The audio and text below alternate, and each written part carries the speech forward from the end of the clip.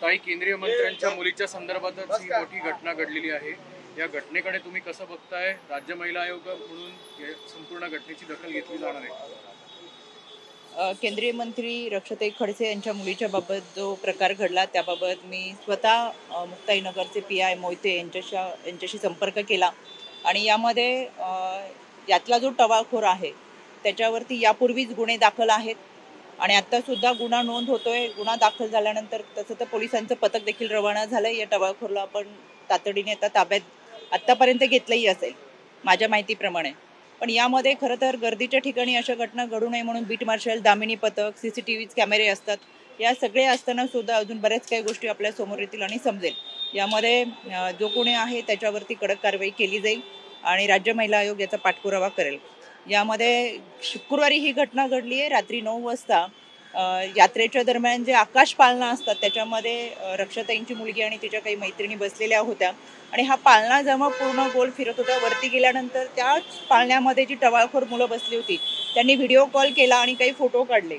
ते गार्ड तिथं खाली उभा होता। तर गार्डला असं वाटत होतं की हे काही व्हिडिओ शूटिंग करतात ते लवकर लक्षात आलं नाही। पण खाली उतरल्यानंतर गार्डने त्यांना हटकलं, त्याच्यावरून त्यांची बाचाबाची झाली। गार्डने त्यांचा मोबाईल घेऊन त्यातले फोटो आणि व्हिडिओ सुद्धा त्या टवाळखोरच्या ताब्यातून घेतलेले आहेत। त्याच्यावरती त्या दिवशी देखील तक्रार दाखल, म्हणजे आता त्या दिवशी शनिवार सुरू झाला आणि तक्रार दाखल झाली। आता FIR दाखल होतीये आणि त्याला अटक केली जाईल।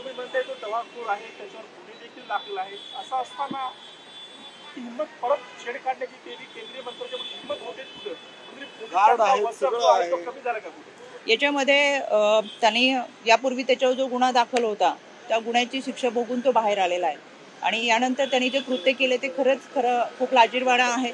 याच्यामध्ये त्याला कठोर शिक्षाही झाली पाहिजे आणि मला असं वाटतं की बऱ्याच वेळा हे आरोपी म्हणजे माणसांच्या कल्पातली विकृती आहे, हिंस्र श्वापद आहेत। यांचे चेहरे झाकण्यापेक्षा ही चेहरे आता समाजाला दाखवले गेले पाहिजेत की ही ती विकृती आहेत, ही ती जनावर आहेत, ही ती श्वापद आहेत। त्याच्यामुळे अशा पद्धतीने छेडछाड करणारे, महिलांवर अत्याचार करणारे असे कोणी असतील तर त्यांना काळ्या कपड्यात दाखवून त्यांचे चेहरे झाकले जातात काळ्या कपड्याने। ते न करता आता त्यांचे चेहरे दाखवावेत। म्हणजे ही किती निर्लज्ज लोक आहेत आणि ही माणसांच्या कल्पामध्ये राहून कशा पद्धतीने जनावरांसारखी वागतात हे दुनियाला समजलं पाहिजे। खऱ्या अर्थानं कारवाई होईल, कठोर शिक्षा देखील होईल, पण ही विकृती कमी झाली पाहिजे। याच्यासाठी निश्चितपणाने आम्ही पाठपुरावा करू। राज्याचे गृह विभाग आदरणीय मुख्यमंत्री देवेंद्रजी फडणवीस असतील, राज्य महिला आयोग असतील, त्या भागातील पोलीस देखील याच्याबाबत निश्चितपणाने कडक कारवाई करेल।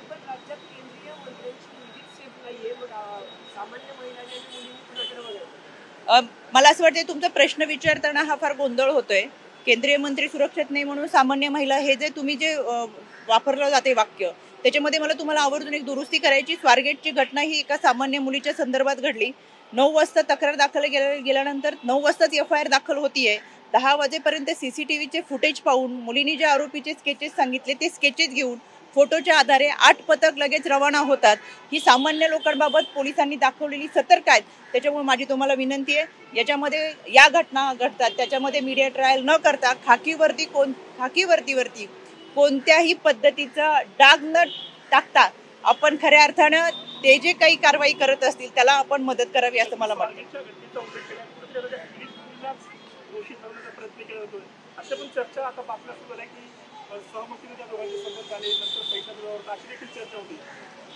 मला वाटतं आरोपीला कोर्टात हजर केलं होतं आणि 12 तारखेपर्यंतची PC आहे। तर आपण शेवटी न्यायदेवता ठरवेल। समोर अनेक पुरावे येतील, प्रत्यक्षदर्शी, अप्रत्यक्षदर्शी जे काही पुरावे सादर होतील त्याच्यावरून न्यायालयातनं आपल्याला सगळी सविस्तर माहिती समजेल।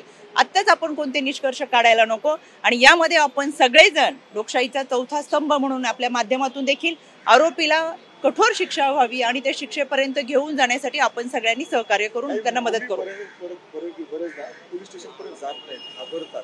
अशा घटना घडल्यानंतर त्यांना काय आव्हान? मला तुमच्या माध्यमातून आवर्जून सांगायचं आहे NCRBचा अहवाल होता 2021-22चा जो क्राईम रेट आहे, जो अत्याचाराच्या घटनांचा रेट आहे तो 23-24चा आहे। पण यामध्ये कन्व्हिन्शन रेट वाढल्यामुळे गुन्ह्यांची नोंद मोठ्या प्रमाणात होतीये। एका बाजूला एका गोष्टीसाठी आम्ही सातत्याने आव्हान करत असतो की तुमच्यावर जे अन्यायाच्या घटना घडतात, जे अत्याचार घडतात ते सांगण्यासाठी तुम्ही सगळेजण पुढे या, आम्ही तुमच्या सोबत आहोत। त्याच्यामुळे आता पहिल्यासारखं राहिलेलं नाही। पहिल्या महिलांवरती अत्याचार होत असेल तरी त्या घाबरून, बदनामीला घाबरून किंवा न्याय मिळेल की नाही या शंकेने पुढे येत नव्हत्या। पण आता तसं होत नाही. कुठेही घटना घडल्या तरी माझ्या महिला भगिनी विद्यार्थिनी या पुढे येतात, तक्रार दाखल करतात आणि त्यांना खात्री वाटते की आता आम्हाला न्याय मिळेल. 112 हा टोल फ्री क्रमांक आहे. आपल्या माध्यमातून महाराष्ट्रातल्या महिला भगिनींपर्यंत हा नंबर जावा. 1098 हा टोल फ्री क्रमांक विद्यार्थिनींसाठी आहे. तो शाळा कॉलेजच्या कॅम्पसपर्यंत आपल्या माध्यमातून पोहोचावा ही मला तुम्हाला सगळ्यांना मनापासून विनंती करायची आहे. आम्ही तुमच्या सोबत आहेत, गृह विभाग तुमच्या सोबत आहेत, महाराष्ट्र पोलीस हे आपल्या सुरक्षितेसाठी सतर्क आहेत. अशा घटना कुठेही घडत असतील तर तुम्ही तातडीने या टोल फ्री क्रमांकाशी आमच्याशी संपर्क साधा. ताई, तुम्ही एका बाजूला म्हणताय की स्वारगेट घटनेच्या संदर्भात 12 तारखेपर्यंत पीसी आहे आणि त्यानंतर जे पुरावे कोर्टात दिले जातील त्यानंतर आपण बोलू. तुमच्याच पक्षातले रुपाली ठोंबरे असं म्हणतायत की पुण्याची नाहक बदनामी झाली, सहमतीने झाला का नाही, अशा त्याच चर्चा स्वतः करतायत. मग कुठेतरी या प्रकरणाला वळण वेगळं दिलं जातंय का? अक्षयजी, आमच्या राज्य महिला आयोगाला फार मोठी गरिमा आहे. कोण काय बोलतंय त्याच्यावरती मी उत्तर देणं मला योग्य वाटत नाही. जे कोणी काही बोलले असतील त्यांनाच तुम्ही त्या प्रश्नांची उत्तर विचारली तर बरं होईल. धन्यवाद.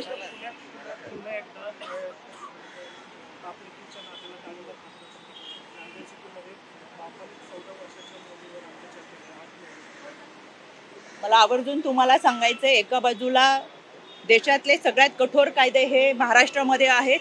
1 जुलैपासून केंद्र शासनाने BNSचा कायदा आणला आणि या BNSच्या कायद्याच्या प्रकरण 5 मध्ये बालकांवरील आणि महिलांवरील अत्याचाराच्या संदर्भात कठोर कायदा करण्याच्या तरतुदी करण्यात आल्या.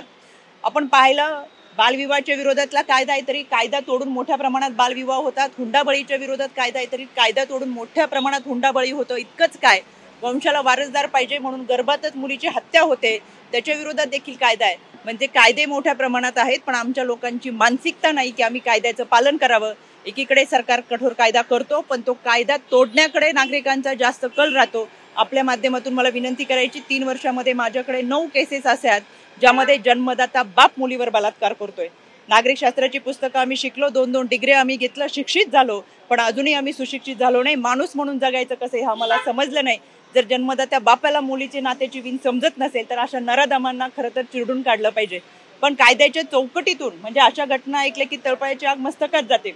पण शेवटी आपली लढाई कायद्याच्या चौकटीतून आहे. कायद्याच्या चौकटीतून लढत असताना आरोपीला शिक्षा आणि पीडितेला न्याय ही आपली भूमिका आहे. त्याच्यामुळे अशा लोकांना फाशीच्या शिक्षेपर्यंत घेऊन जाण्यासाठी आमचा प्रयत्न राहील आणि ही विकृती टेचून काढण्यासाठी आपण सगळेजण एकत्रित प्रयत्न करू. थँक्यू.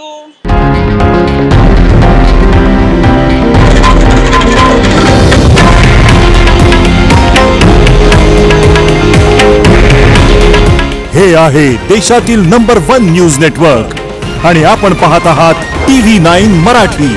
काळजी तुमची, हित महाराष्ट्राचं.